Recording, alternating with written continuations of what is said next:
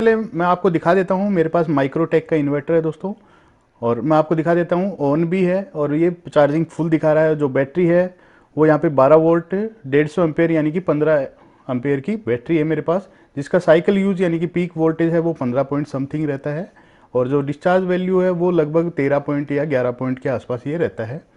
तो अब मैं आपको पूरी डिटेल में समझा देता हूँ मेरे साथ जो प्रॉब्लम हुई है वो। अभी देखिए मेंस भी ऑन है और चार्जिंग फुल दिखा रहा है, तो मैं इन्वर्टर ऑफ कर देता हूँ। मैं दोबारा आपको ऑन करके, और जो हमारा जो मेन है जो कि घरों में लाइन आती है सिंगल फेस, वो यहाँ पे मैं ऑफ कर देता हूँ। देखिए ऑन हो गया, और जैसे ही मैं इसको इन्वर्टर यानी कि बैटरी के ऊपर इन्वर्टर आ जाता है तो उसी टाइम पर ये लोड बैटरी लो दिखा देता है।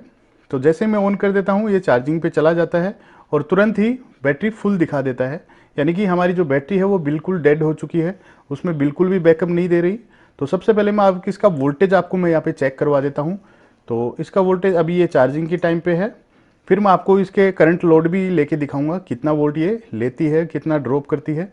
तो अभी ये फुल चार्ज दिखा रही है, लेकिन हमारी जो बैटरी है वो 13.9 के आसपास ये वोल्टेज दिखा रही है। अब मैं इसको लोड के साथ आपको दिखा देता हूं।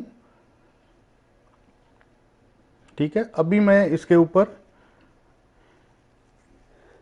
एक फैन और एक एलईडी टीवी यहाँ पे मैं चला के दिखाऊंगा आपको। अभी जो वोल्टेज है, अभी देखिए बैटरी पे आ गया इन्वर्टर, और वोल्टेज कितना जल्दी जल्दी ये ड्रॉप कर रहा है, क्योंकि अगर इसी तरीके से ये ड्रॉप करता रहेगा तो हमारा जो बैटरी बैकअप है वो बिल्कुल जीरो रहेगा।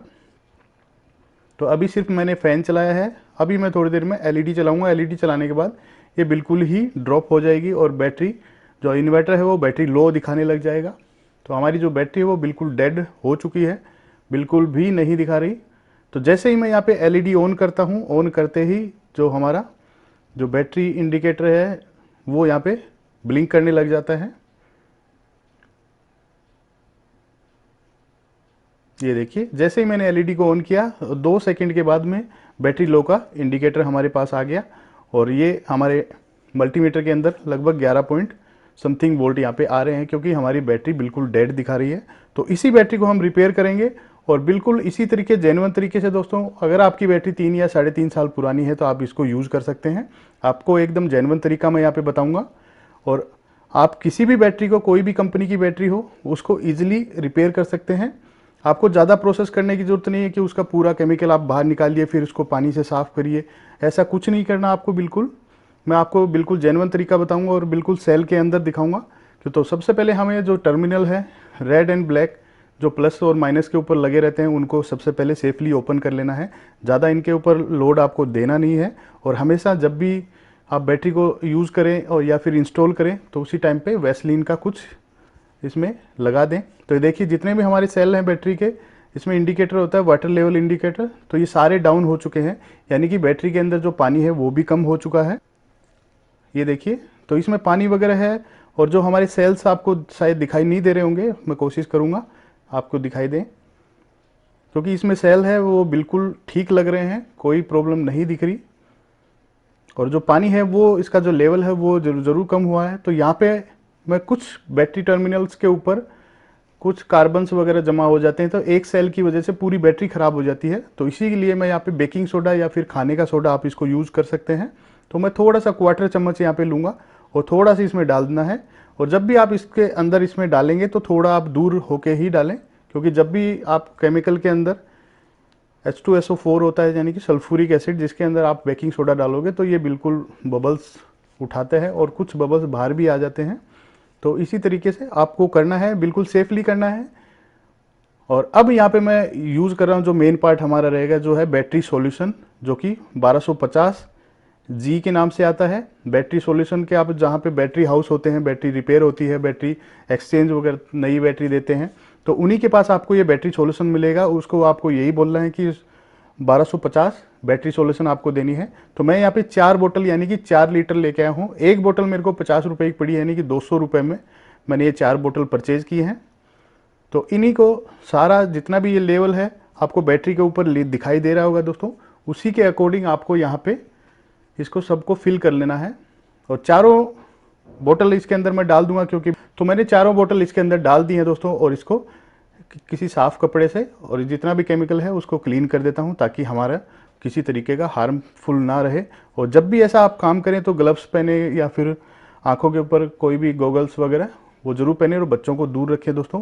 और यहाँ पे मैं किसी भी कंपनी का प्रमोशन नहीं कर रहा और किसी को डिफेम भी नहीं कर रहा, मैं सिर्फ एक एजुकेशनल पर्पज़ के लिए ये वीडियो बना रहा हूँ।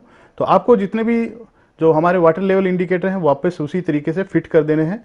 अभी कुछ वाटर लेवल इंडिकेटर दोस्तों नीचे जाके जाम हो जाते हैं, तो उसको आप दोबारा ठीक करने के लिए थोड़ा सा एक बार बाहर की निकालने के और ऊपर नीचे करेंगे तो वो बिल्कुल ठीक हो जाएंगे। ये देखिए, तो दूसरा वाला है जो हमारा वाटर लेवल इंडिकेटर बिल्कुल वर्किंग कंडीशन में है। जितने भी हैं मैं यहाँ पे लगा रहा हूँ वो सारे अच्छे से काम करने लग जाएंगे, आपको देखना। और मैं पूरा आपको लास्ट तक बैकअप वगैरह भी दिखाऊंगा कितना ये बैकअप देता है, और पूरी डिटेल में बताऊंगा, क्योंकि इसमें चार्जिंग करने में काफ़ी टाइम जाएगा। तो मैं पहले सबसे जितने भी हमारे वाटर लेवल इंडिकेटर हैं सारे इसके अंदर फिट कर देता हूँ, और सभी का आप लेवल चेक कर सकते हैं। पहले का लेवल बिल्कुल डाउन था, यानी कि बैटरी रेड लाइन से भी नीचे जा रखी थी पानी के लिए। और जो फर्स्ट वाला हमारा वाटर लेवल इंडिकेटर है वो अभी तक शो नहीं करा, तो दोबारा इसको खोल के मैं एक बार ऊपर नीचे कर देता हूँ तो बिल्कुल ठीक हो जाएगा। ये देखिए, ये भी तो हमारे सारे सेम लेवल पे आ गए जैसे हमारी नई बैटरी आती है। तो अब इसका वोल्टेज आपको मैं यहाँ पे पहले चेक करवा देता हूँ, तो कितना वोल्टेज यहाँ पे जनरेट कर रहा है ये, और वोल्टेज स्टेबल है कि नहीं है। तो 13.13 वोल्ट ही आप इसको मानिए, तो या 13.1 वोल्ट मान सकते हैं, बिल्कुल स्टेबल है, कोई भी वोल्टेज ड्रॉप नहीं है। अगर वोल्टेज ड्रॉप होता तो आपकी जो बैटरी है वो बिल्कुल ख़राब हो चुकी होगी। तो अब वापस मैं यहाँ पे प्लस के ऊपर रेड वायर और माइनस के ऊपर ब्लैक वायर यहाँ पे बैटरी के टर्मिनल के ऊपर लगा दूंगा। और जब भी आप इस ऐसे टर्मिनल को यूज़ करें, या बैटरी चाहे कार की हो, बाइक की हो या इन्वर्टर की हो, तो थोड़ा सेफली कनेक्ट करें और अच्छे से ध्यान से करें दोस्तों। अगर वायर उल्टा कर दो तो बैटरी ख़राब भी हो सकती है या फिर आपका इन्वर्टर भी ख़राब हो सकता है। तो मैंने बिल्कुल फिट कर दिया है और इन्वर्टर को लाइन को ऑन कर दिया है। अब इसको मैं 1 घंटे तक चार्ज करूँगा, उसके बाद आगे का वीडियो मैं आपको दिखाऊँगा।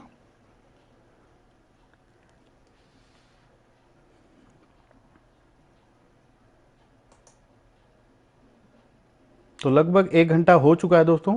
अब मैं आपको दिखा देता हूँ, हमारी जो बैटरी है वो अभी भी चार्ज हो रही है और यहाँ पे ऑन है। अब मैं इसको ऑफ़ करता हूँ। ऑफ़ करने के बाद जो हमारा एलईडी टीवी है वो बिल्कुल चल रहा है, कोई प्रॉब्लम नहीं है। और ये देखिए, पहले एलईडी टीवी चलाते ही ये बिल्कुल ऑफ हो गया था। अब मैं दोबारा आपको जो मेन सप्लाई है वो ऑन करके दिखाऊंगा। तो हमारा जो ये देखिए, एक बार फिर से देख लीजिए, सेम सॉन्ग है, सेम टाइम पे चल रहा है। ये देखिए, तो ये हमारा, अब मैं ऑन करता हूँ तो हमारा जो चार्जिंग है वो ऑटोमेटिक ले लेगा और ये कंटिन्यू चार्ज होगा दोस्तों। ऐसा नहीं है कि बिल्कुल ही 2 सेकंड में ही चार्जिंग ड्रॉप हो जाएगी। तो इसी तरीके से दोस्तों आप अपनी बैटरी की लाइफ बढ़ा सकते हैं और अपनी बैटरी का ध्यान भी रख सकते हैं और अपने पैसे बचा सकते हैं। लगभग अगर आप ये प्रोसेस करते हैं, अगर आपकी बैटरी सही हो जाती है तो लगभग आपके 10 से 11 हज़ार रुपये बच जाएंगे।